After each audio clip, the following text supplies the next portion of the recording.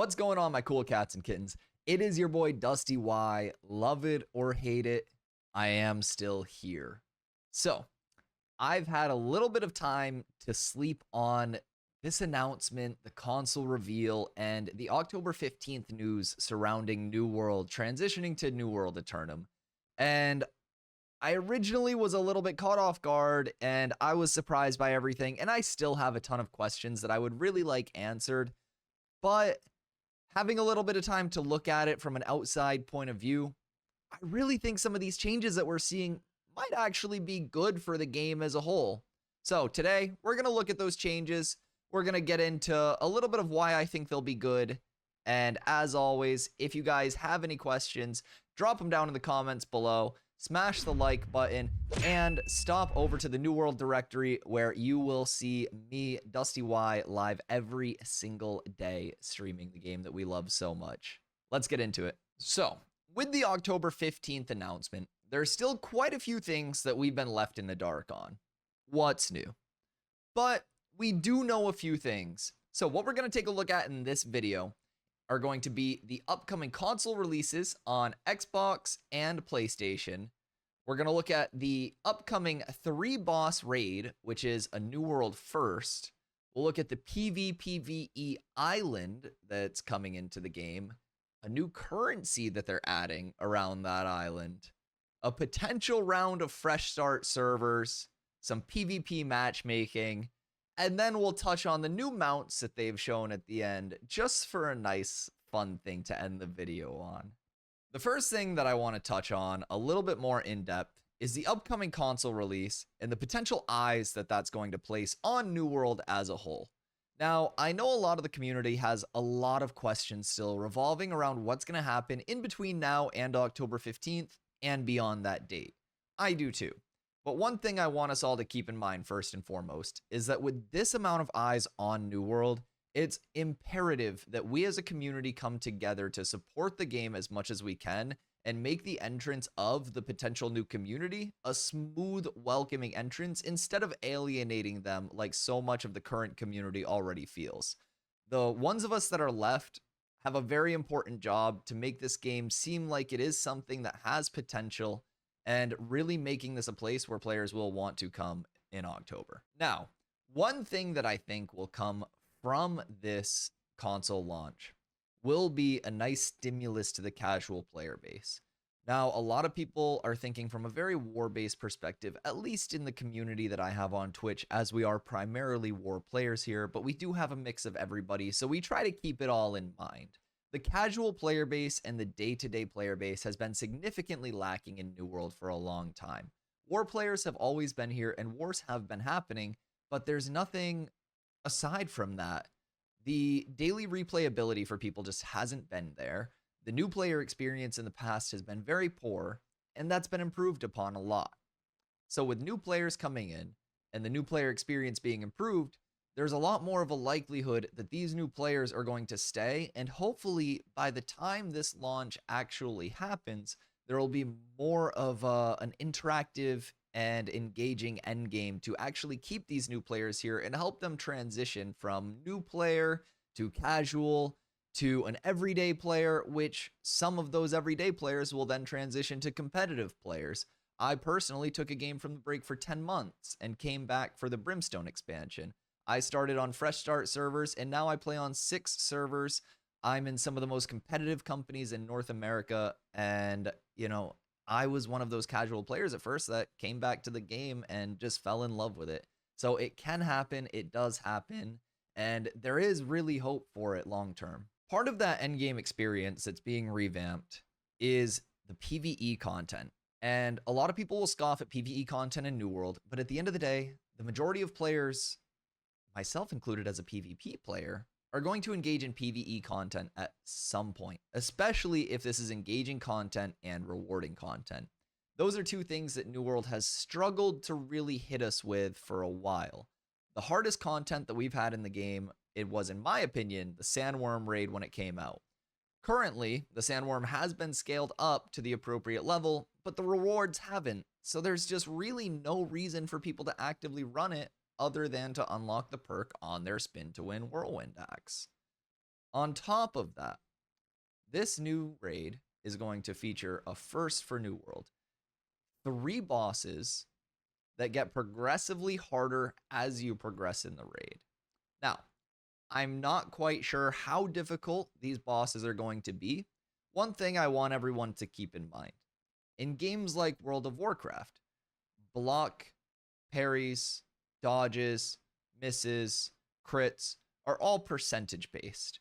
In New World, the best players can manage their stamina, choose exactly which attacks and actions to block, which to dodge, which to tank. So we need to keep in mind that the best players in New World are outplaying these bosses. And it's a little bit different than just praying for RNG to mitigate damage when the best tanks can choose to mitigate all of the important damage. So let's keep in mind, as hard as AGS is working to provide us with content, PvE scaling in this game is incredibly difficult given the vast scale of the player base's skill. And keeping that in mind, I'm very excited to see what this new 3 boss raid is going to bring to the table, both in terms of rewards and exciting content for me and for many others in the player base. Now, one of the things that has me the most excited is the addition of a PvPvE island. This island is going to have both AI creatures and other players that you can slay, and upon defeating other players, you'll get a new currency, which is going to be a doubloon. This doubloon has been said to be spendable on best in slot gear, and I have another theory that with the gear score expansion to 725, we're going to see a lot more use out of these doubloons than just purchasing gear. I think we're going to be able to upgrade current 700 gear score gear as well as our current artifacts to scale those up to 725. So, whether they actually implement that or not, as we know, my predicts have been hit or miss, primarily miss lately. So, we'll see. But that's something I'm a little hopeful for, as the artifact question does remain unanswered and the jump to 725 does seem a little odd to me. Now, something that I think could be very cool for this island, to prevent just a mass main ball Zerg fest of people teaming and no regulation, I think that there should be set start times for this island throughout the day. Each island will utilize New World's new shard system, and this would, in theory, break it up into multiple smaller instances.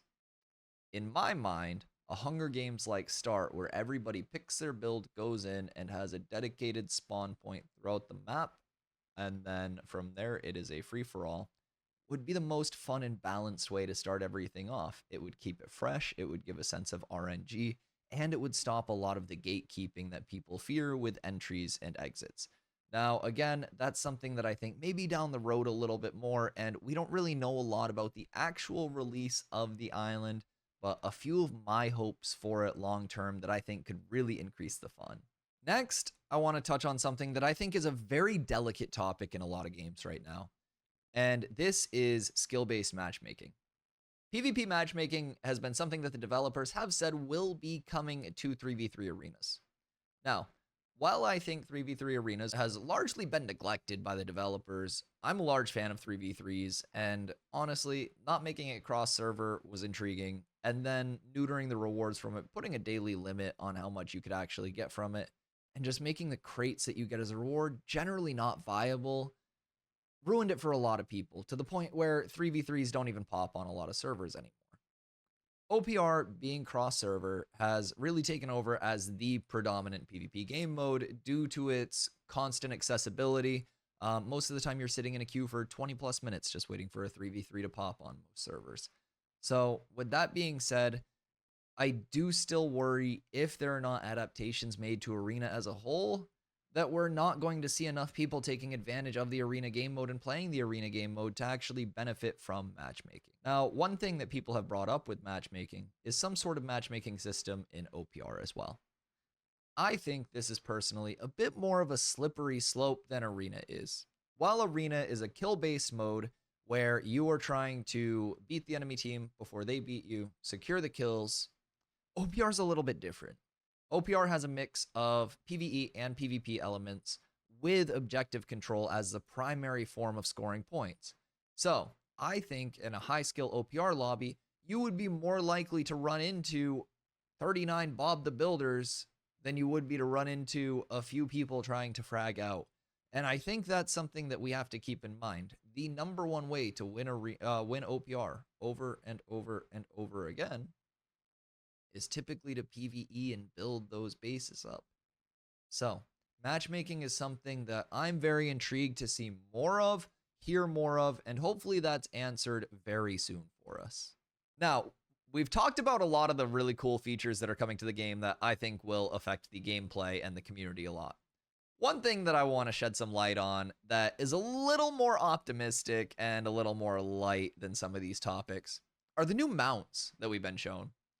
These are some really cool mounts compared to some of the original mounts that we were given in the game. And I know one of the main complaints in terms of the art is that our RMT skins are severely lacking. The in-game transmog system has largely taken down the RMT shop in terms of skin acquisition, just because for whatever reason we got some goofy looking skins in the store.